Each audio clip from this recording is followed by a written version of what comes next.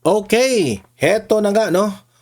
Pag-usapan natin itong ang China papatulan na ang Pilipinas dahil sa mga pasaway nating mga government officials na laging kinokontra itong China.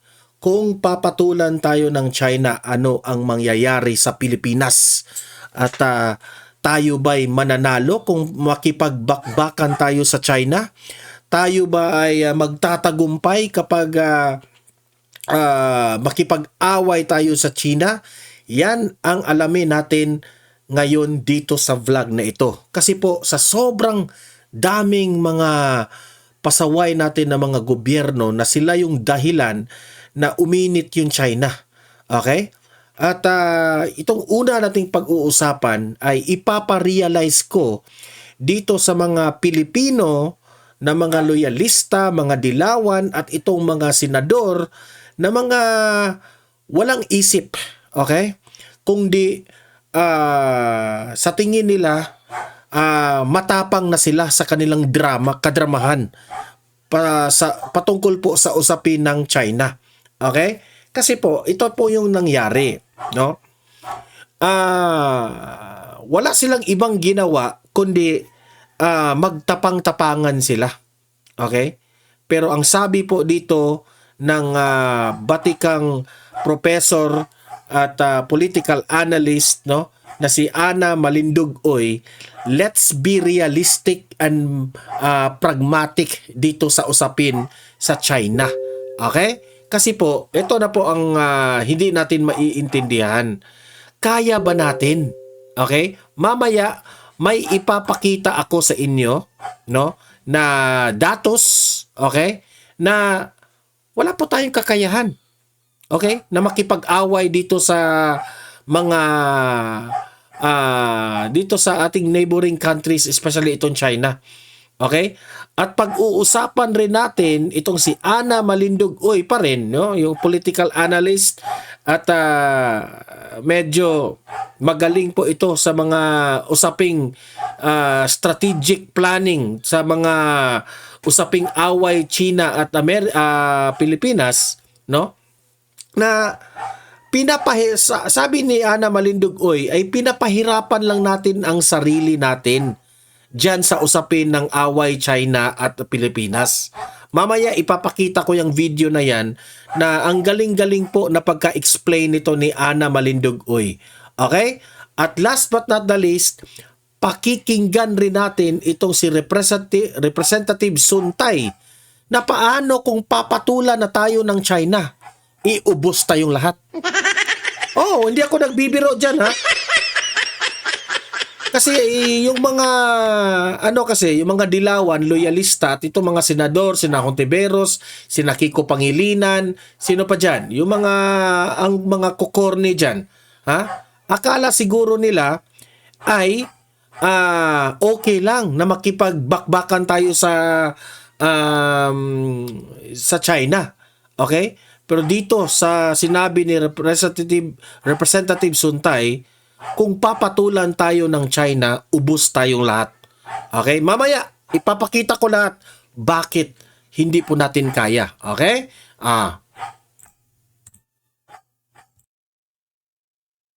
Okay, pero bago ang lahat guys, bago natin ito pag-uusapan, help me po muna na i-like at saka i-share itong ating video para guys kakalat ito sa taong bayan at marami pong makaparticipate natin sa comment section. Okay? Kasi itong ating topic ngayon, marami pong nakaka-relate at pwede kayong magpalabas ng inyong opinion patungkol dito sa sitwasyon natin sa China at sa Pilipinas, itong nangyari nga lately. Okay?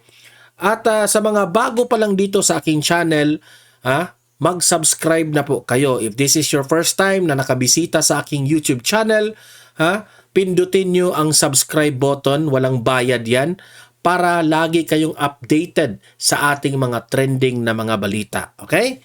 Nakasubscribe na ba lahat? Okay? Heto, ipapakita ko sa inyo. Ito ay para sa mga galit kay Marcoleta. Para ito sa mga naniniwala kay Kiko Pangilinan, nila Hontiveros at itong mga dilawan na dapat tayo lumaban sa China, dapat tayo matapang sa China. Ang sabi po ni Ana Malindugoy, just a friendly reminder, let me be realistic and pragmatic. Hehehe. Yan ang sabi niya, tumatawa pa siya. Isip-isip rin. Maging wise at matalino. Huwag maging jingoist tulad ni Tari et al. Okis, folks. Kasi po, kung makikita nyo, yan, dito, flag ng China. Dito, flag ng bagong Pilipinas ni BBM. Okay? Para maunawaan po natin na bakit dapat makipagkaibigan tayo sa China. Hindi po tayo pro-China, kundi pro-Philippines po tayo. Pero sa mga naniniwala, especially yung mga DDS, ang mga nagsuporta sa mga nagsuporta at naniniwala kay former President Duterte at sa mga Duterte kung papaano natin ihahandle ang China, no? Na kaibiganin natin ang China in a diplomatic way.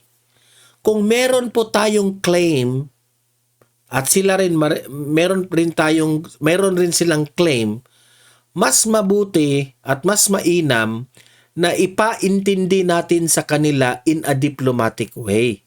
Hindi yung tapang-tapangan kagaya ni Hontiveros, kagaya nitong si Kiko Pangilinan, at binabanatan pa nila ngayon itong si Marcoleta na pro-China. Binabayaran yan. Yan ang mga utak ng mga dilawan na pro-China, binabayaran din Chinador raw. Ang kukurni ninyo sa totoo lang, Chinador. So corny. Let's be realistic, okay? Bakit kaming mga DDS gusto namin makipagkaibigan sa China kesa makipagbakbakan tayo sa kanila? Come to think of this, kung hindi ka marunong gumawa ng strategy, madudumog ka talaga sa bansang ito. Alam niyo ba kung bakit? Tingnan nyo. Yung mga personnel, kung ikukumpara mo sa China at sa bagong Pilipinas ni BBM. Let's say, yung mga armies natin. Sa China, meron po silang 2,335,000. Meron silang ganyan sa China. Ang Pilipinas, magkano? 220,000. Tapos makipagbakbakan tayo? Kawawa naman itong mga sundalo natin kung meron tayong 220 lang tapos dito 2 million. Hindi, siguro aabot ng isang buwan yan. Ubos tayo. Ang China, meron sigurong mauubos sa kanila pero ang dami pang mga army nila na pwedeng kumalaban. Di, ubos tayo. Sa usapin naman na tangki de gera, okay, yung tanks. Ang China, meron silang 9,150. Ang sa Pilipinas, ilan? 45. 45 lang. Yung mga matapang dyan, meron ako mga kaibigan ang tapang magsalita. Hindi nga tayo naka 1/4. 9,150 katangke ang sa China, ang sa atin 45. Kawawa naman tayo. Ano naman itong MLRS? Hindi ko alam ito kasi hindi ako ano bang MLRS?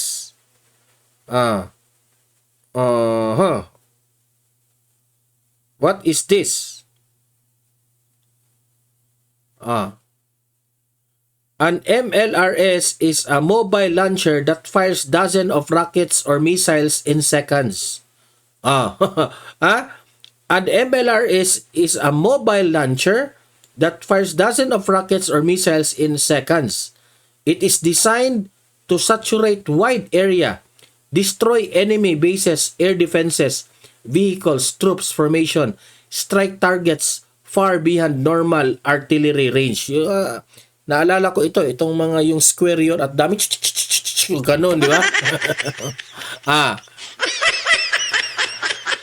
Ilan ang may ganyan ang China? Meron po silang 1,770. 1770. Ang sa Pilipinas, 0. Wala tayong MLRS. Na makipaglaban pa tayo, dumog tayo.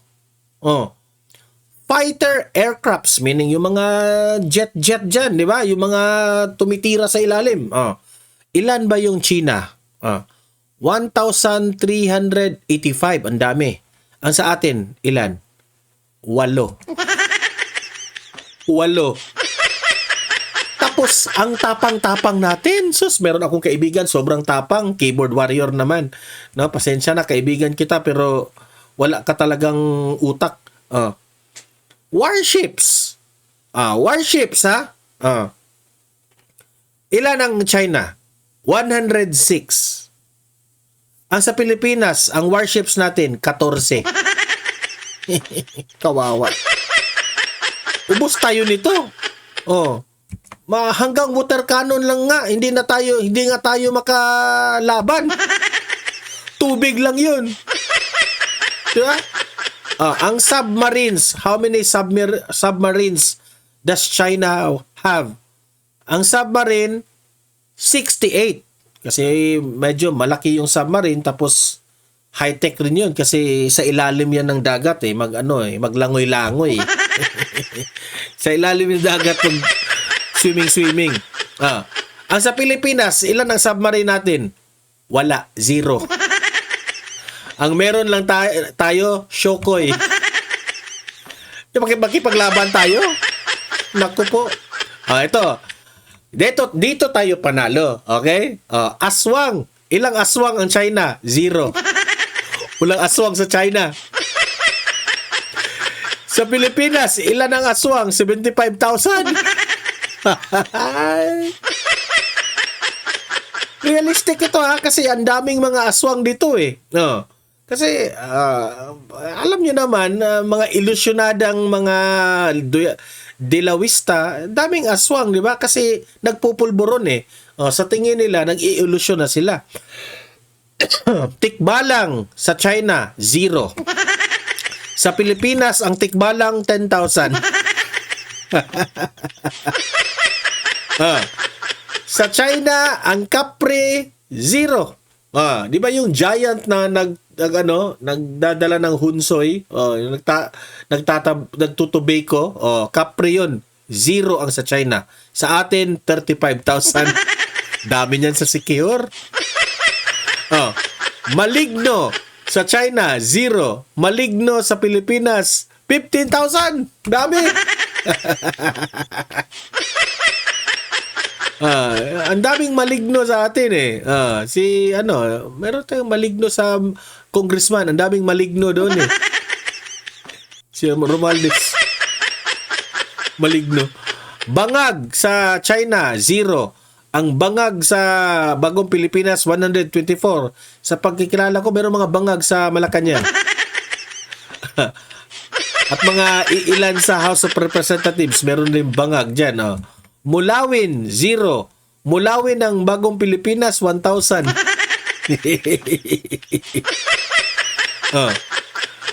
Sa China, ilan ang buwaya doon? 0. Sa Pilipinas, ang dami sa House of Representatives, buhaya, 317.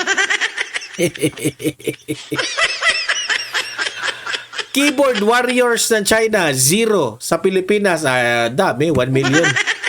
Dami. Isa na yung kaibigan ko dito na, kaibigan kami pero galit na galit sa China tapos pro-America. Isa ka na dyan sa keyboard warriors. Hindi lumalabas sa bahay. Nasa bahay lang. Keyboard warriors. Gusto makipagbakbakan sa China, ang tapang-tapang. Pero nasa bahay lang, keyboard warriors.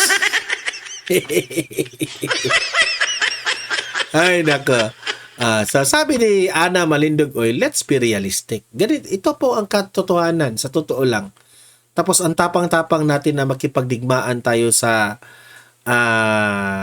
China. Di ba? Nakakahiya. Okay? Heto. Ngayon, pakikinggan natin si Ana Malindogoy patungkol po sa Pilipinas, pinapahirapan lang natin ang sarili natin. Bakit sa gobyernong ito, pinapahirapan lang natin ang sarili natin? Pakinggan natin. Itong gulo, ito yung mga bakbakan ng salita. It has may effect kasi yan. Nag-harden yung position ng kabila. So pag nag-harden sila, like even this oil exploration, pag nakita nila that, this is part of our claim. Kasi may overlapping claim eh. Pag yan part ng claim namin, we will not allow that to happen. So pag sinabi mong allow to happen, wala kang magagawa kasi claim nila yun. They will do something to block that. So ganun ang nangyayari. So kaya nga sabi ko, actually pinahihirapan ng Pilipinas ang sarili. Actually, pala itong si Professor Ana Malindogoy, geopolitical analyst. Okay? Natin, when in fact, kaya naman nating makuha kung anong gusto natin by just talking and negotiating with them. And don't make it, wag yung megaphone diplomacy. Ang sabi niya, diplomatic way. Wag na to yung makipag-away tayo, tapang-tapangan tayo. Di ba? Ang corny. Sa batas sa UNCLOS na pumabor sa atin sa simpleng termino, yung sinasabing sovereign rights, hanggang saan lang yung pwede nating gamitin dyan sa bahagi na yan, sa South China Sea, sa West Philippine Sea, hanggang ano lang yung pwede nating gawin dyan. Kasi parang sinagot din dyan yung sa traditional fishing rights at ino-observe at hindi lang Pilipinas, yung parang kinikilala ng tribunal na mabigyan ng karapatan na makapagpangisda dyan, no? So maliban doon sa pangingisda, possible babanggitin mo yan, ano pa ang pwede nating gawin dyan sa napanalunan natin o yung sinasabi po ng tribunal na yan dyan sa lugar na yan? Okay. Para mas maintindihan natin mga kababayan, ano ba ang talagang, kumbaga, what we won? Ano yung napanulunan? Kung may napanalunan man. Kasi ang hirap magsabing napanalunan mo kung ang sinabi lang ng tribunal is clarificatory. Diba? At saka, one thing that you have to remember, walang implementing body or implementing force or yung, alam mo, yung whatever it is, na ang UNCLOS kasi, wala siyang implementing force. So, hindi mo ma-implement even yung sinasabing quote-unquote na napalalunan natin sa arbitral ruling. So, on the other hand, it's not a backup by the UN system. So, paano nila i-implement yan? So, yan. Pero just to clarify, and also, para hindi ako magkamali kasi kailangan itong ma-precise. Ang sinabi lang ng 2016, Arbitral Tribunal did not rule again on territorial sovereignty. It did not determine ownership of any land features such as Spratly or Scarborough Shoal claimed by the Philippines, China, Vietnam, or Malaysia. Imagine mo, ilang claimant states yan. Likewise, it did not draw or delimit maritime boundaries between states. Instead, the ruling focused exclusively on maritime entitlements under UNCLOS. It clarified the status of a specific maritime feature kung island siya, rocks, or reef, okay? Under corresponding entitlements, whether they generate 200 nautical miles EEZ, yun na nga sinasabi natin, exclusive economic zone natin yan, and then 200 nautical miles territorial sea or none at all. So sa atin kasi ang importante ng arbitral ruling, clarify niya na 12 nautical miles from the shore, ito yung territorial sea nyo, and 200 nautical miles, yan ang exclusive economic zone nyo. So yan ang malinaw doon. So ano ang importansya ng exclusive economic zone? Ang importansya kasi doon, ibig sabihin, you have sovereign rights to explore and exploit meaning possible use of the resources underneath the sea, below. Kasi pag tinawag mong up sa above, this is international waters na siya. Kaya nga, nagkakaroon tayo din ng problema kapag minsan may mga ships like as in China na pumapasok sa so-called nating exclusive economic zone. It's okay. Even in UNCLOS, it's there. Kasi nga, territory, ano na yan, international waters. However, even doon sa ruling and even sa UNCLOS, nagsasabi siya, okay, you can exploit resources in consultation with the coastal states, especially with the claimant states. Kaya hindi rin pwedeng sabihin na absolute kaagad yung tinatawag mong exclusive economic zone. Kaya nga, 'di ba? Kaya nga minsan, kailangan itong intindihin mabuti kasi pag hindi ito maintindihan, nagkakaroon ng confusion dito. At saka ano pa ang importante na sinabi ng ng exclusive economic ng tribunal ng 2016 tribunal, ni-rule out niya na ang nine-dash line ng China, which is the historic rights of China, is not valid. However, one thing that you have to remember on the China side, ang claim nga nila territorial sovereignty. So which is very different from our claim na based on UNCLOS. So, ang adjudication ng territorial sovereignty claim is not within UNCLOS, in a higher level, which is the ICJ, kung gusto mo mag-file. So, kaya nga, di ba sabi ko, may overlapping claim ka, pero ang reference point ng mga claim ng ibang bansa ay hindi pare-parehas. Kaya ang hirap niyang, mahirap, complex nga siya. So, yun nga yung sinasabi ko. Kaya lang, ginagamit nga ng mga politiko itong complexity. Tapos sinabi pa niya na sabi ng arbitral ruling, ang Scarborough Shoal is a rock. You see? Rock. So, ibig sabihin, it would never generate some kind of, therefore, cannot generate an EEZ, so exclusive economic zone. Pero ang maganda lang dun sa tribunal, which is yun ang dapat nating i-promote at yun ang dapat natin i-capitalize, i-maximize, is yung tinatawag na itong Scarborough Shoal is a traditional fishing rights, fishing ground. Ibig sabihin, fishing ground for all claimant states. And that would include Filipino, Chinese, and Vietnamese, and others. So, yun ang dapat nating gamitin na, China, sabi, please, try to look at this. This is a tradition, as far as UNCLOS is concerned, this is a traditional, fishing area. So, we can also fish. Why don't we have an agreement on this? Why don't you consider this? Yun yung kailangan mo. Kasi ang pinaka-importante naman kasi dyan is yung... Kaya nga, maalala ko si Tatay Digong, yung joint exploration ng China at Pilipinas. Yung mga dilawan, tapang-tapangan Natawag mong livelihood ng ating mga kababayan. And I don't think, to be very frank, that China will not sit down and agree with this. Correct. Kasi I think on their side, they also want to settle this issue, in a but not diplomatic necessarily way. on the sovereignty issue. But actually, how to come up with an agreement na lahat, like Philippines and China, magkakaroon ng magandang ugnayan at magandang usapan kung paano ma-address mo ang issue ng livelihood. Kasi ang fishing is an issue of livelihood from both sides. So yun yung katingin ko lang sa akin, sa analysis ko, inaaral ko to. My PhD dissertation is all about the South China Sea, but I'm looking at the economic side and the trade part of it because the geopolitical is very exploited already. So I'm looking at the economic side. So sa akin, ang pinaka-importante na sagot ko sa tanong mo, Admar, is tignan natin yung fishing side. Kasi dito, malinaw. Ang sinasabi naman ng arbitral, at I think supported by UNCLOS, fishing ground siya ng lahat. So kung lahat, ibig sabihin, as Filipinos, we also have the right to fish in that area. So Respeto natin yung iba na claimants rin. Like Vietnam ba yun? Yung nabanggit niya at China. why not? That is our negotiating point. At yun ang talagang magbe-benefit ang ating mga kababayan na nag-fit. Kaya mas maganda kung mag-negotiate in a diplomatic way. Hindi na yung tapang-tapangan kagaya ni Tariela. At ang fishing is their livelihood. So that is one of my point. Na kailangan natin i-assert and at the same time, pero i-assert in a diplomatic, peaceful way. Hindi yung makikipag-gitgitan tayo na maliit naman tayo at wala tayong, hindi natin kaya. My Correct. gosh. Hindi natin kaya. Sorry Oo, hindi Opo. natin kaya yan. So, yun yung at saka marami pa naman, 'di ba? Kaya nga 'di ba nung panahon ni President Duterte, Admar, may isa ata silang MOU na may kinalaman diyan sa paano ang ating mga kababayan magkakaroon ng chances to fish in that area in the Scarborough Shoal.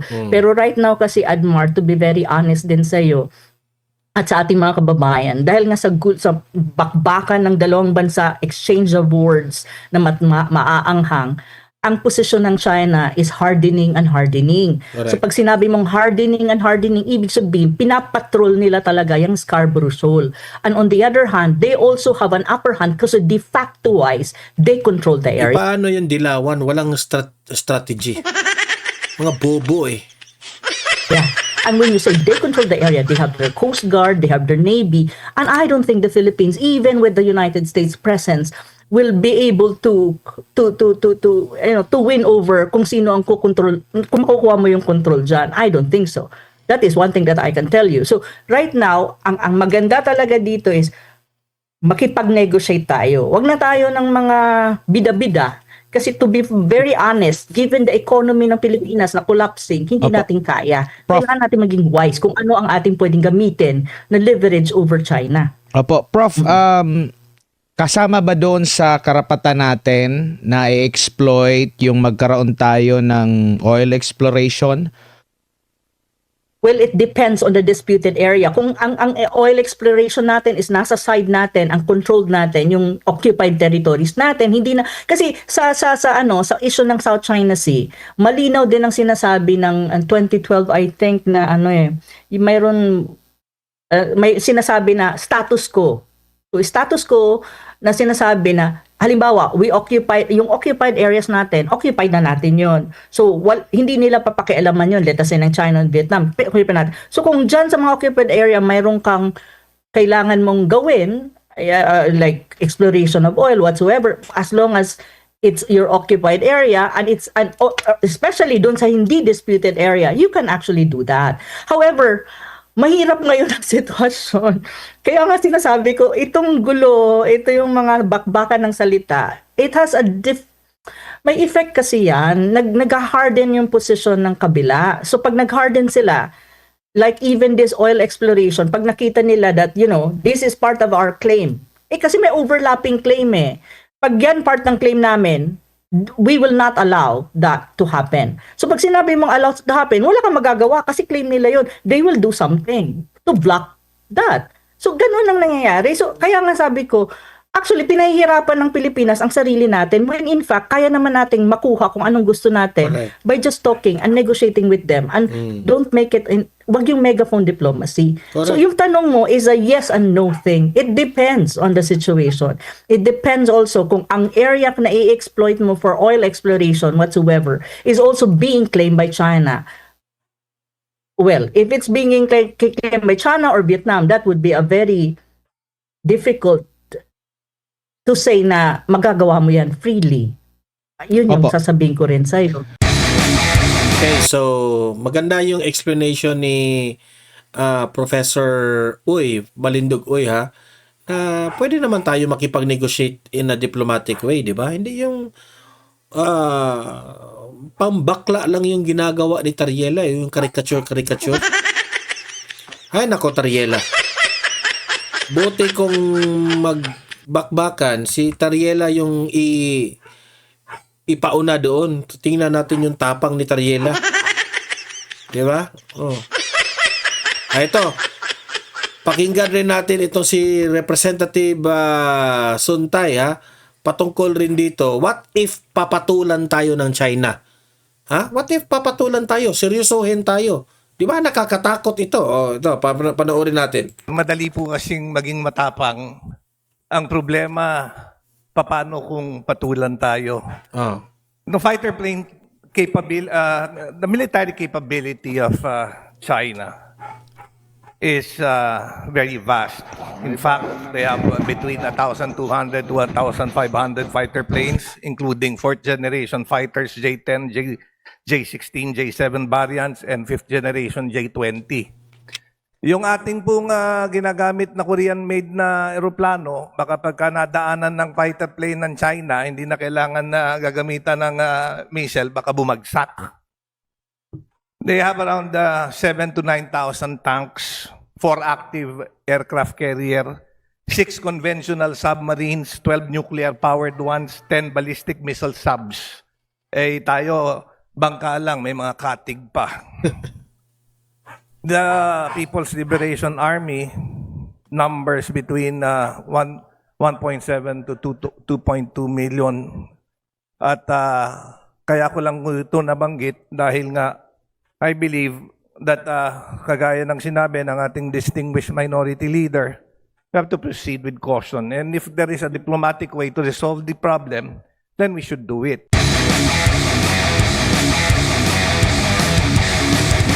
Madam Speaker, may we recognize the Honorable Suntay for his interpellation. The Honorable Bong Sunday is recognized for his interpellation. Thank you very much, Madam Speaker. Distinguished Minority Floor Leader.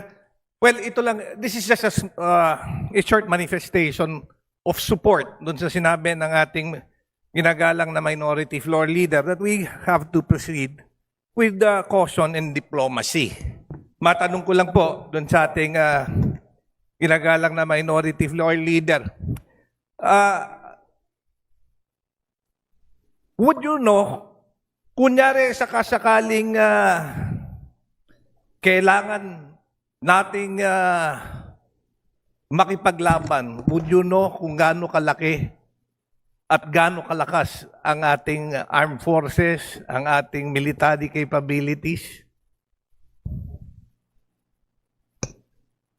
Medyo mahirap na tanong yan. Pero i-google mo lang. I-google mo sa, Madam Speaker, sa internet. Makikita mo na napakalakas po ng kanilang bansa at napaka-lead po natin. Yun nga po, Madam Speaker, distinguished minority floor leader, madali po kasing maging matapang. Ang problema, paano kung patulan tayo? Correct. The fighter plane the military capability of China is very vast. In fact, they have between 1,200 to 1,500 fighter planes, including fourth generation fighters J-10, J-16, J-7 variants, and fifth generation J-20.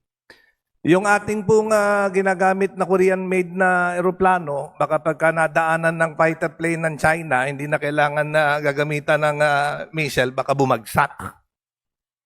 They have around 7,000 to 9,000 tanks, 4 active aircraft carrier, 6 conventional submarines, 12 nuclear-powered ones, 10 ballistic missile subs. Eh tayo, bangka lang, may mga katig pa. The People's Liberation Army numbers between 1.7 to 2.2 million. At kaya ko lang ito nabanggit dahil nga I believe that kagaya ng sinabi ng ating distinguished minority leader, we have to proceed with caution. And if there is a diplomatic way to resolve the problem, then we should do it. Madali kasing maging matapang. Ang problema, paano kung tayo papatulan? Nabanggit kanina ng ating kasama ni Congressman Paulo Marcoleta, wag na natin idaan sa military na away, sa ekonomiya na lang. If China decides that all Filipinos working in China should be repatriated back to the Philippines, what will happen to all those people working in China? If China decides that dito na lang po sa atin, we know that almost 70% of the Philippine economy are controlled by Filipinos of Chinese descent. So I believe that na kailangan talaga ng masusing pag-aaral at mag-ingat rin sa ating sinasabi. Well, I don't want to be perceived as being pro-China. Ako po ay gusto ko lang maging realistic. If we think that the US will defend the Philippines in case China engages us, we might be up for a big surprise because I doubt it if the US will come to the defense of the Philippines.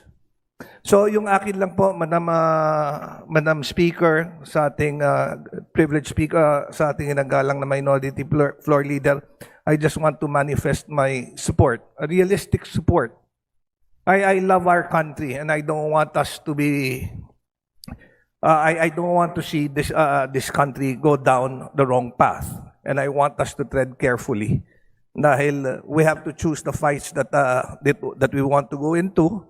We cannot be remiss in our duty. If we want to protect the Philippines, then let's protect it. Kanina nabanggit ng ating kasamahan Congressman Nabante that China should respect us. But respect is not asked, it is earned. And I think we will earn it. Actually, buti pa itong si Representative Suntay, no? Naiintindihan talaga niya. We show that we deserve that respect from these other countries. Thank you very much, Madam Speaker at Ginoong Privilege Speaker. So, yun po ha. Maganda po yung kanyang sinabi dito. Andali tayong magtapang-tapangan eh.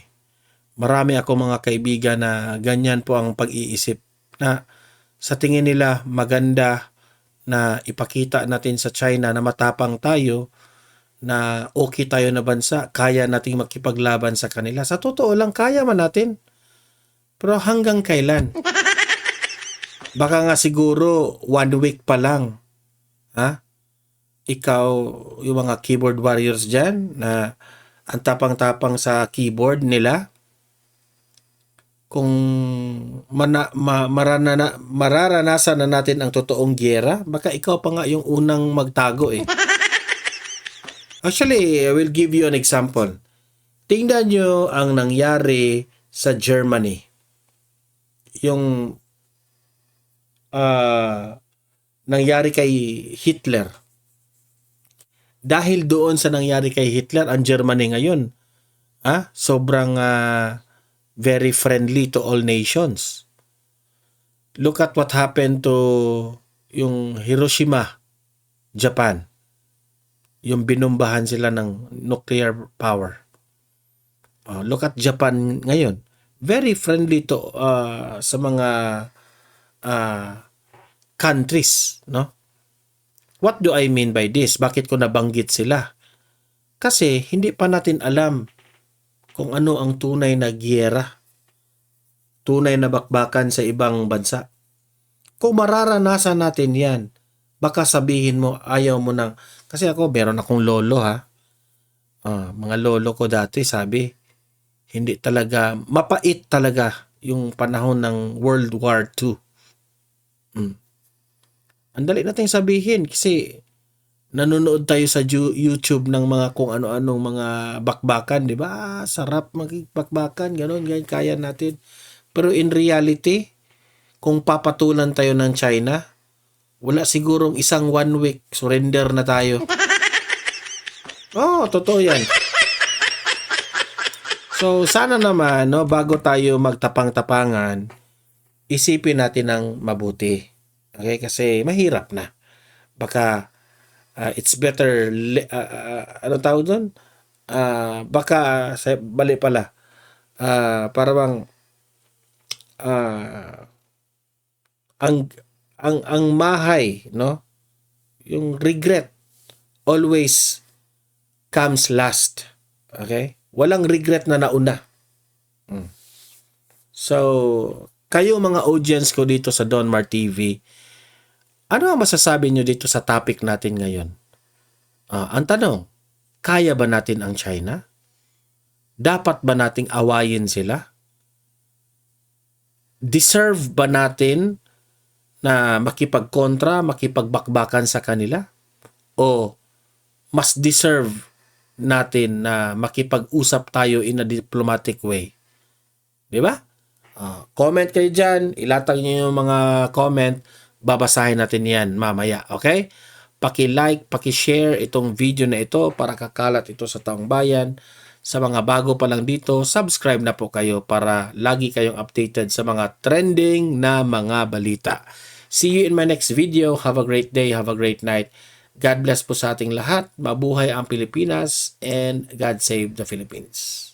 Bye-bye.